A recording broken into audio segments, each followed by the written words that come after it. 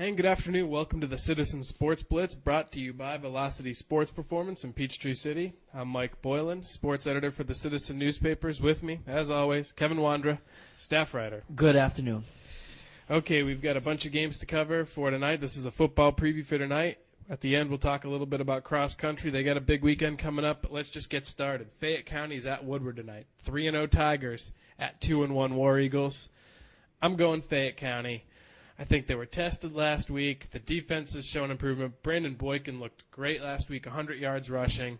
Matt Daniels is still getting it done, 6 touchdowns on the year. I think the passing game is going to come along, and when they have a balanced attack, they're going to be even stronger. Tigers 4-0 after this week. You know, we've talked about their offense all along. Matt Daniels, the Petaway kids. You brought up Boykin. But how about their defense, man? You can't overlook their defense. Their defense has been outstanding this year. Give them that 4th win. Only undefeated team in the county. Very impressive. Well, they pitched a shutout at Jonesboro. Last week, they pitched a virtual shutout of Whitewater. They held them to an offensive field goal. The other points came from the very first play of the game, a kickoff return. And I think they held them under 100 total yards, if I'm correct. I think it was close to 60. Yeah. So, I think the Tigers have this one in hand. Next, we have McIntosh at home against Banneker. It's a tough one to call, but the Chiefs are undefeated at home this season. I'm going Chiefs. They've been close in every game. They took Westlake last week really down to the wire. That separation you see in points came down to the very last play. But I think the home crowd's going to be behind them. I think they're going to keep it close against Banneker, and they want some revenge. I had a tough time picking this game, and it wouldn't surprise me if McIntosh wins, but I'm going with Banneker. Banneker always has a lot of athleticism. I think they're going to pull this one out. I know the McIntosh community is going to kill me for picking against them, but I think Banneker is going to win this game. Well, we've been real high on the Black Swarm defense all year, and that defense is going to have to really produce some turnovers and really start doing something with those turnovers that they produce. And they have to overcome injuries. I think they lost Ben Sims last week. I don't think they've been playing with Nick Popeil at all. Excellent player for them. So they have to overcome those injuries to win this game. Well, and I'd like to see another big game from Jeff Prather. I know he's had some mistakes in the last 2 weeks that have led to those losses. I think maybe this week he corrects those mistakes. Maybe gets more from the running game that he's, last week we had Moroni DeMore step up. Right. They're going to have to step up again. I mean, there's a lot of kids that play on both sides of the ball, and they're going to need to do it. Then we have the toughest game to call probably this week, Stars Mill Westlake. Now, this is Stars Mill's first home game of the year. Westlake is 3-0. They've been playing well. It's a toss-up that we've both struggled with all week. Right. I'm going Stars Mill. I think because it's a home game, they're going to bounce back from last week's loss. I think the defense is going to play outstanding and really be the center tonight. I think people like Parker DuPont, Blake DiBartola, Chris Suddeth, they're going to force a turnover, and I think they're going to be able to capitalize on any mistakes they force Westlake into. I also think the offense is going to bounce back as well. They seem to be a team that has a bit of a letdown one week, bounces back the next week, uses that as inspiration. What do you think? Well, look at it. Week 1, they lost. Week 2, they win. Week 3, they lose. Hey, week 4, they win. I had a lot of trouble picking this game all week. I went back and forth, but I give the edge to Stars Mill. They're playing at Panther Stadium, which gives them the best home field advantage in the county, in my opinion. And I like their defense a lot. The linebackers, Chris Suddeth, Parker DuPont, Stephen Roberts, safety Ken Jackson had 2 interceptions against Creekside. I think defense puts them over the top against a very talented Westlake team, undefeated too. So key game right there. Well, it really is a key game because you lose this one, now you're really shooting for one of those last 2 playoff spots probably. Yeah. And that means you almost certainly, unless Fayette can pull it out against Creekside and Westlake, you're going to have a Fulton Region champion. Which is hard to fathom with Stars Mill. Can you imagine Stars Mill struggling for a playoff position? That's rare. Yeah, so they know what's on the line tonight. I think Coach Earwood's going to have them prepared for it. Right. When we come back from the break, we're going to look at Whitewater, Creekside, Mercy, Towns County, and then we'll talk about cross country. So thanks for tuning in. We'll be right back. Velocity-trained athletes, from beginners to professionals, are getting maximum results with scientifically advanced performance training. Visit www.velocitysp.com/PTC for more information. Welcome back to the Citizen Sports Blitz, brought to you by Velocity Sports Performance in Peachtree City. Let's take a look at that Whitewater Creekside game. Whitewater's at home. They've struggled a bit this year, so they've got Creekside this week. It's not an easy task for them. Their offense has really struggled. We've commented on it before, but their special teams and defense are looking pretty good.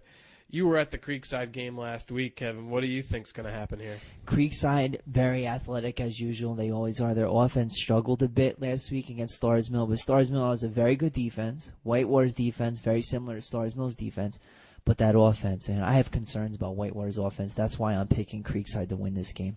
I'm going Creekside too.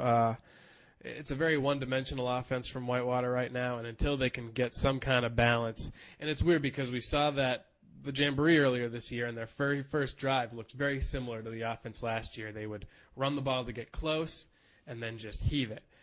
That's not really happening.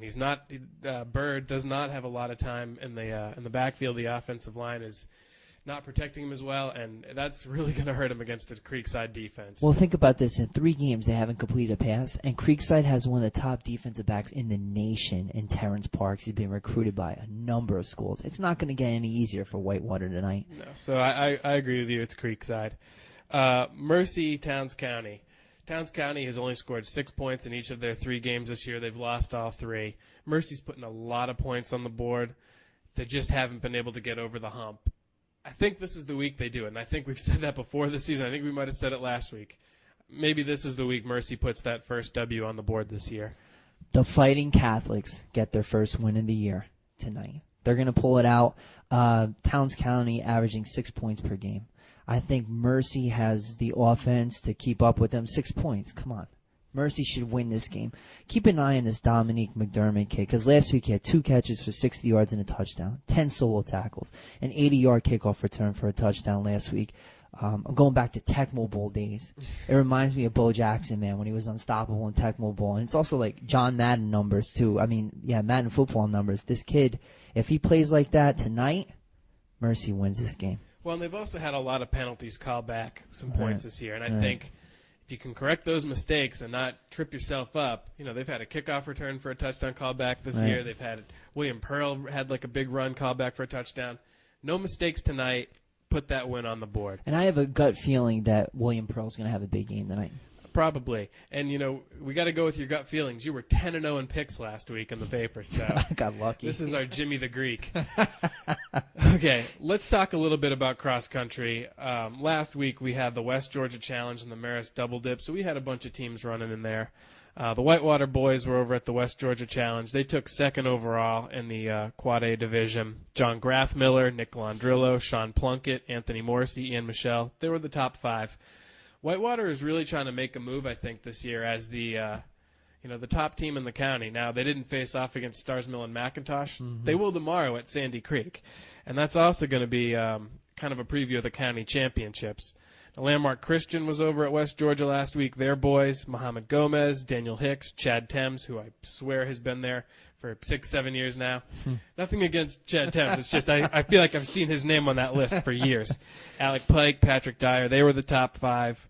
The Landmark girls took 3rd overall. Their top 5, Hannah Gravitt, Katie Bulger, Christian McGuire, Georgiana Moody, Kenzie Thrasher. The Landmark team, coached by Bill Thorne, they're always there.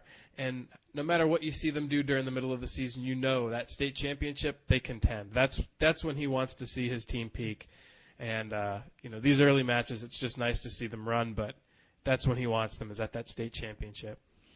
How about the Whitewater girls? They placed 4th overall. Their top 5 runners were Casey Napper, Stacy Mangan, Clessy Kendrick, Julia Courtry, and Carson Leathers.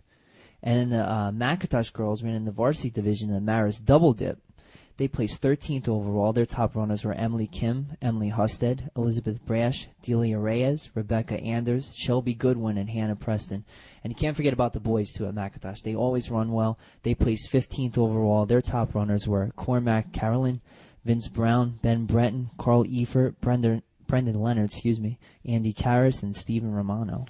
Well, that team, McIntosh, is coached by Charles Buckle. Every year he always has him in position, and I think this year's no different. Oh, he's one of the best coaches in the state, without a question. So next week we'll be talking about the Sandy Creek Fall Classic results, but I'm sorry, that eats up all the time we have for today. So we will see you tomorrow with our results from tonight's football games. Have a great day. Bye.